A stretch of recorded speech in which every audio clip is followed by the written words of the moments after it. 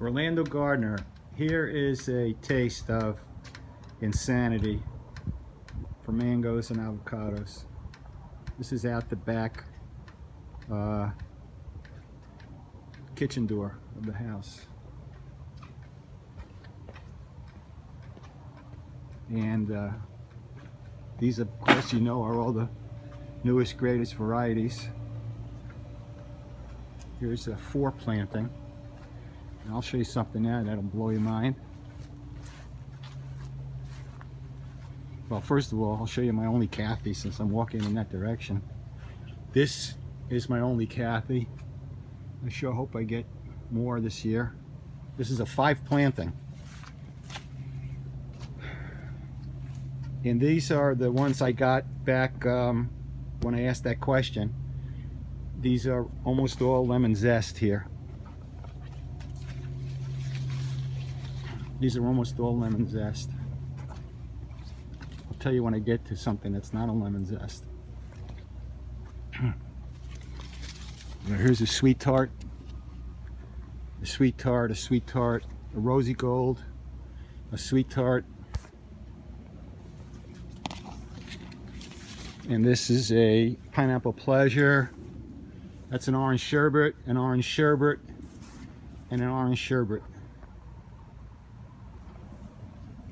This is my oldest tree. It's a big Hayden that I always keep short because that's the way I keep my trees. Since I'm not selling the fruit, I have no hesitation to trim my trees. This is a group of sweet tarts that I got that same time. And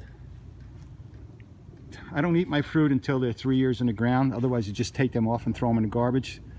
So this tree was getting pretty big, as you can see from the base. And you can see that a few weeks ago I said, what the heck, I'm not going to let it get big because I can't eat the fruit for 2 more years. And so I just trimmed the heck out of these trees, as you can see. And you can see I clean the insides out of the trees, so there's lots of air circulating, less fungus, less parasites, less chance of a hurricane blowing it down. See, the insides are all cleaned out. All cleaned out. This one I couldn't do it to because of the shape of the tree, but I'll figure out something. The bigger trees behind it are 2 cotton candies. The real big one behind it is a Nishikawa avocado. It's phenomenal. And then I recently, back then when I asked you 6 months ago, this is what I also got.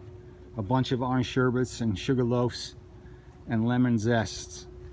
That's what these are, except for one Pickering over here. That's a lychee tree. Now I'm going to take you to the south side of the house from the street view, because that's all you really need to see to understand and appreciate it. That's a Pickering. That's 6 years old. Here's the rows. Here's one row, and there's the middle row, and then I have the street row.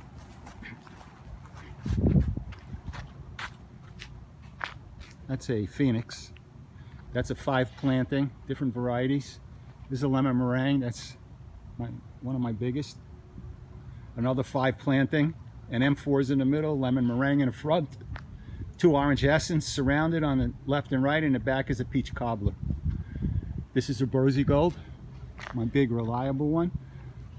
They're all trimmed down. I don't let my trees get big. Another 5 planting, and this is a kit. I have 4 or 5 of them, and a 5 planting, and you're not going to believe that, but that's an actual Hass avocado tree that makes real Hass avocados in Florida. It's called a Hass Carmen. That tree is a sweet tart. And again, these are ones that were getting big, and I didn't need them to be big because this one I can't eat for 2 more years, so I just cut it way down. And it also keeps it exploding with growth because there's a big ratio of roots to tree and that makes the tree just go crazy growing. So now we're going to come to the corner, because I told you I live on the corner.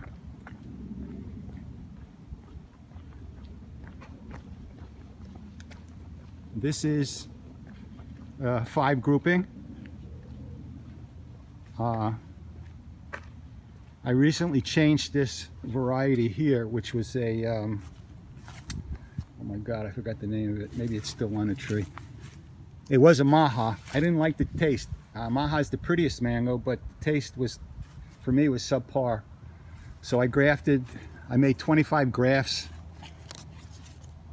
Here's, you can see the junction. 25 grafts. I got a new grafting technique that brings the success ratio to over 85%. And there's 25 grafts on this tree. I had the same thing here. I had a dwarf Hawaiian that was producing a lot and doing well, but I didn't like the taste that much. And I also grafted about 25 grafts on this tree. Just the success rate is so good, so great. It's just like you build a new tree, totally. So this is the corner. Let me give you a good shot of it from further away.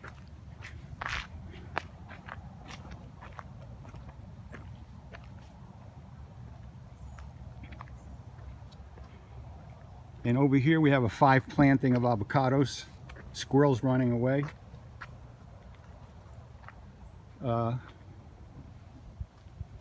Here you can see the damage that the son of a gun did. And this is the center. This is another Haas tree that produces really, really well in Florida, and they grow to maturity. It's amazing. Here's a 5 planting of young trees, all bought back when I asked you. So this is the front, and I have a little island here. I have 10 or 11 different varieties on this island.